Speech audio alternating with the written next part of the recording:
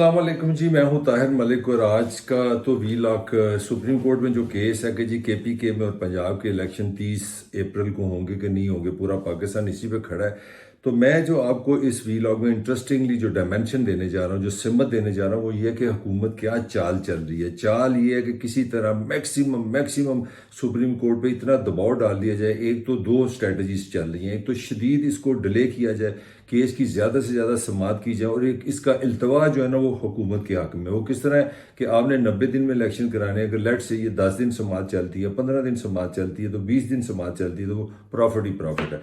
एक स्ट्रेटजी तो ये है कि जनाब वो मैं आपको एक्सप्लेन करूंगा वो किस तरह कर रहे हैं, वो आगे जाके वीलॉग में आपको बताऊंगा। एक स्ट्रेटजी ये है कि आप इस केस को ज़्यादा से ज़्यादा डिले करें।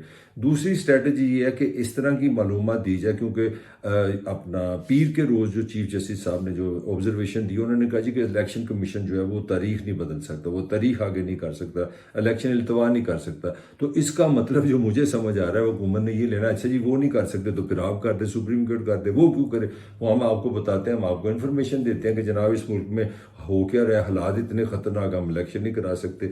तो ये इस तरह ऐसी तस्वीर बनाएंगे सुप्रीम कोर्ट के सामने पाकिस्तान के हालात की।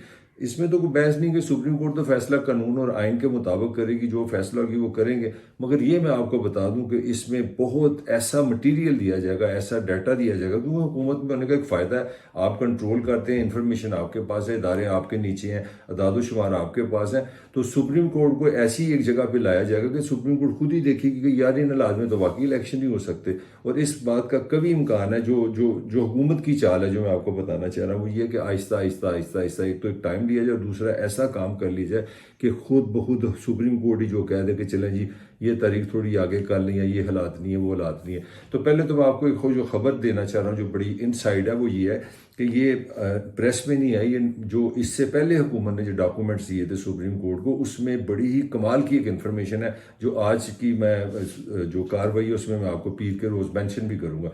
वो ये इन्होंने दी थी कि हुकूमत ने खुद कहा था कि खैबर पख्तूनख्वा खान का जो सूबा है वहाँ पे इतनी दहशत गर्दी है कि 80% जो एरिया है वहाँ पे हमारा कंट्रोल नहीं है, वहाँ पे हमारे इदारे इफेक्टिव नहीं है, हमारे सिक्योरिटी इदारे इफेक्टिव नहीं, हमारी पुलिस उससे मुराद है। तो जब ये इन्फॉर्मेशन ऐसी है कि ये प्रेस में नहीं आई, तो ये आराम से गुजर गई है। तो अब अगर आपको आज याद हो, आज जो सुप्रीम कोर्ट में जो बताया गया है कि उनको कहा जी कि आप चैम्बर में हमें ये खुफिया, अगर इतनी सेंसिटिव इन्फॉर्मेशन है कि हम अगर आप अदालत में पेश करेंगे तो पूरे पाकिस्तान में जो ना इसका शोर डाल जाएगा। तो वो ऐसी इन्फॉर्मेशन है जो इन्होंने इतना रोना धोना डालना है उसमें डोना, जो मैंने आपको इतनी बड़ी खबर दे दी है कि उसमें एक यही बहुत बड़ी इन्फॉर्मेशन है कि केपीके के 80% इलाके में जो कह लें तालिबान कह लें, दहशतगर्द कह लें, एक्सट्रीमिस्ट कह लें, तहा पसंद कह लें, कमज़ोर हुकूमत कह लें, कमज़ोर अपना रियासत कह लें, कुछ भी कह लें, कि वहाँ पे आप ये कह रहे हैं कि वहाँ जनाब कंट्रोल नहीं है। अब जो समझने वाली बात यह है कि वो ये है कि आपका आइन अगर ये कहता है कि 90 दिन के अंदर इलेक्शन हो, तो आपका आइन ये भी कहता है कि इलेक्शन आपने इलेक्शन कमीशन ने तब कराने हैं जब वो फेयर और फ्री हों। अब हुकूमत ये गेम डालेगी कि जनाब इलेक्शन तो हम 90 दिन में करा देते हैं, जनाब जो आपका हुक्म, मगर सवाल ये है कि क्या वो फेयर और फ्री इलेक्शन होंगे, क्या इदारे वहाँ पे इफेक्टिव होंगे, क्या वहाँ पे वोट का तकद्दस बच जाएगा, क्या वो डब्बे बच जाएंगे, क्या लोग आराम से सिक्योरिटी के साथ वोटिंग कर सकेंगे। जो डाटे की मैं बात कर रहा हूँ, तो इतना प्रेशर आ रहा है जिससे एक तो ये पहले ये स्ट्रेटजी है कि आप इस तरह की सूरत हाल बताएं, उसमें पंजाब को भी बता देंगे कि जनाब वहाँ पे ये हो रहा है, वो हो रहा है, कातिल आ गए, फलां आ गए, दहशत गर्दी होगी, लूट मार होगी, फलां हो गया। जो खुफिया एजेंसी हैं उनका डाटा ये है। तो हमारे तो हाँ पाकिस्तान में आम ही होता है, मुझे याद है हर चौथे पाँचवें दिन अखबार में आया होता है, छोटी सी खबर होती है कि जी खुफिया एजेंसी ने कह दिया कि 3 दहशतगर्द लाहौर में आ रहे हैं, 5 दहशतगर्द मुल्तान जा रहे हैं, 4.5 दहशतगर्द कोयटा जा रहे हैं। तो वो जो मर्जी कह दें। तो पहली तो कहानी ये है कि आपने शदीद एक ऐसी चाल चलनी है जिससे सुप्रीम कोर्ट को पे अच्छा खासा दबाव हो जाएगा कि यार ये अगर आपके जो इदारे हैं, हुकूमती इदारे या मशीनरी कह लें, आप रियासी मशीनरी बता रही कि इतने बड़े बुरे हालात हैं, तो इस तरह इलेक्शन तो ठीक है 90 दिन में हो गए, ये भी बिल्कुल आइन और कानून के मुताबिक है, मगर आइन और कानून ये भी तो कहता है ना कि भाई इलेक्शन तब इलेक्शन कमीशन कराएगा जब आपको ये गारंटी हो कि इलेक्शन फेयर और फ्री होंगे। तो ये वो कैच है जो मैं आपको बताना चाह रहा था। अब दूसरी तरफ आते हैं, ये जो डिले का फार्मूला है, ये इतना डिले कर रहे हैं इस केस को, पाकिस्तान के मीडिया ने इस पर बड़ी हाइप क्रिएट कर दी है, मगर मुझे लगता है कि लोगों को मायूसी होगी। अभी इब्तदाई तौर पे कोशिश हुकूमत की है कि हर तरह से ना इसको डिले किया जाए। उसका सबसे पहले आज ही जो अपना मैंने आपको शुरू में बताया, पीर को जनाब अटर्नी जनरल साहब पहुंच गए हैं। एक तरफ बाईकाट का भी शोर है, वो कहते हैं जनाब सबसे पहले तो उन्होंने कहा जी हमें इस बेंच पे ना अदम एतमाद है। जो तीनों जजेस हैं, ऑनरेबल जज हैं हमारे, उमर बंदयाल साहब, चीफ जस्टिस जो है हमारे, एहसन अपना जो दूसरे जज हैं मुनीब अख्तर साहब हैं, ये तीनों जजेस का वो कह रहे हैं कि आपका इस केस पे आपका जो माइंड है, जो डिसीजन है, जो ओपिनियन है, क्योंकि वो पहले ही आ चुका है, लिहाजा इस तरह आप इस बेंच पे ना बैठे। तो एक तो उन्होंने सबसे पहले दुराज ये दे दी कि जनाब आप हमारा आप भी अदम इत्मीनान है कि आप इस बेंच पे ना बैठे। ये सारे टैक्टिक्स क्या हैं कि ज़्यादा से ज़्यादा ऐसी चाल चली जाए कि हर रोज़ हर जगह रेजिस्टेंस की जाए, केस को लंबा किया जाए, इल्तवा लाया जाए, इसको डिले किया जाए हर तरह से। तो एक तो ये पहले वेपन चलाया। फिर आपको ये भी याद होगा कि सबसे पहले शोर था जी कि पीपल्स पार्टी ने भी कह दिया, काफ ने भी कह दिया, नून ने भी कह दिया, सारे जितने भी इत्तेहादी उन्होंने कहा जी नहीं नहीं हम बाईकाट करेंगे, बाईकाट करेंगे। फरूक नाइक साहब जनाब, पहले वो दुबई उनको बुलाया जरदारी ने, आज वो असेंबली वो पहुंच गए और उन्होंने जाती अदालत के अंदर जाके यू टर्न ले लिया। ठहरे ठहरे मेरी गल सुनो, मेरी गल सुनो, मैं बड़ी अहम गल करनी है। की गल करनी है?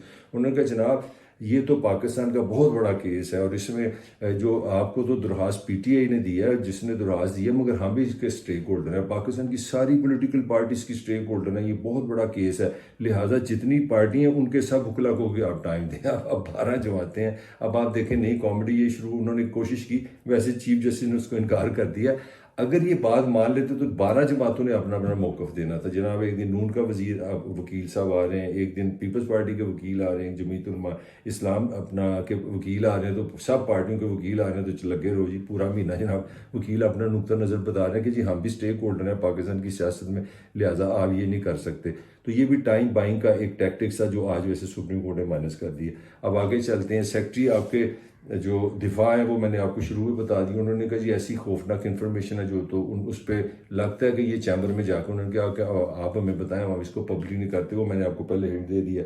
तो सेक्रेटरी जो खजाना थे वो तो बीमार हो गया, आज वो भी नहीं है। ये भी एक टैक्टिक्स है, जब वो 2-3 दफ़ा इस तरह डिले करेंगे आके बताएंगे। उन्होंने क्या बताना है, अटर्नी जनरल ने उनकी जगह केस अपना जो पोजीशन लिया वो भी बड़ी इंटरेस्टिंग है। उन्होंने कहा जी अगले इलेक्शन में जो पैसे हैं वो तो हम बजट में हुकूमत देती है, तो जब ये बजट हम मई जून में हम बनाएंगे तो उसमें हम इलेक्शन के पैसे रख देंगे। इस वक्त तो हमने पैसे ही नहीं रखे। तो उन्होंने पहले जो वजारत ख़जाना की जो पोजीशन है वो पहले बता दी है। और मैं आपको ये भी बताता जाऊँ कि जो सेक्रेटरी ख़जाना है वो पैसे नहीं दे सकते, वो उसके पास स्वाबदीद नहीं है कि वो के जी के लिए 20 अरब रुपये पकड़े। उन्होंने यही कहना कि मैं कैबिनेट से कहूँगा जनाब ये तो हुकूमत ने मुझे पैसे देने हैं, मैं तो एक डाकखाना, वो मुझे पैसे देंगे मैं आगे दे दूँगा। तो वो सिचुएशन पहले नज़र आ रही है जो हुकूमत बना रही है कि जनाब अटर्नी जनरल साहब फरमा रहे हैं कि जनाब आप आराम से दें, हमें टाइम दें, हम अगले मई जून में जो इलेक्शन कराएंगे बजट जो कि जाके जुलाई में मंजूर होगा, 3-4 महीने यहाँ पे आप लेंगे, आप बड़े पैसे रखेंगे, आप फिक्र ना करें, आप पैसे रख देंगे। तो इस तरह ये भी एक टैक्टिक्स है। अगले बजट का भी लगाया जा रहा है, जजिस पे भी अदम एतमाद है, और ये भी कहा कि हमें भी सबको सुना जाए। तो ये चारों जो फार्मूले इस तरह चल रहे हैं, जो सारा पॉइंट चल रहा है वो ये इस तरह चल रहा है। और इसमें इस बात का भी इम्कान है कि लास्ट नॉट द लीस्ट के अगर इलेक्शन कमीशन को बुलाया जाए तो वो भी कहेंगे जी हम 90 दिन में इलेक्शन करा देंगे। तो वो यही सवाल वो भी बना सकते हैं, जिसका इम्कान है कि वो बनाएंगे कि जनाब ये भी तो हमारी जिम्मेदारी है ना कि हमने फेयर और फ्री इलेक्शन कराना है, और इस हालात में हम फेयर और फ्री इलेक्शन नहीं करा सकते। ये आप वजारत दिफा से इंफॉर्मेशन ले लें, इंटेलिजेंस एजेंसी से इंफॉर्मेशन ले लें, टेररिज्म में इंतहा पसंदी है, खौफ व हरास है, वोटर महफूज नहीं है। तो जो समराइज है इस सारे वीलॉ की वो यही है कि जनाब हुकूमत ने बड़ी वो कहते हैं ना चलाकी से काम कर रही है, बड़ी चाल पे चाल चल रही है। दो तरीके कर रही है कि एक तो इतना ज़्यादा मवाद, इतना ज़्यादा दादोशुमार अदालत को दे दिए जाए जिसमें उनको खुद समझ आए कि यार चलो सुप्रीम कोर्ट हम ही डिले कर देते हैं, चलो इतने ही बुरे हालात है तो हम इलेक्शन नहीं होने देते। एक ये पॉइंट है। और दूसरा ये है कि इस केस को खींचा जाए, ज़्यादा से ज़्यादा इसकी समाअत हो, ज़्यादा से ज़्यादा इस पर बहसें हो, ज़्यादा से ज़्यादा सवाल निकाले जाए, नुक्ते निकाले जाए, ताकि केस लंबे से लंबा हो जाए और इसमें कुख्ताहट आ जाए। और आप देखेंगे जिस तरह पीटीआई के लिए एक मोमेंटम बना हुआ है कि जनाब अदालत हम कानून और इंसाफ के साथ है, माइन के साथ है और हमारा हक है इलेक्शन का। आई एम अफ्रेड कि जितना टाइम ये केस लेगा वो पीटीआई का जो मोमेंटम है, जो उनका जुनून है वो कमज़ोर होगा, वो कम होगा, और इससे ये पॉलिटिकली ये भी फ़ायदा लिया जाएगा। इसके साथ ही ताहिर मलिक को इजाज़त दीजिए, आपसे जल्द फिर मुलाकात होगी।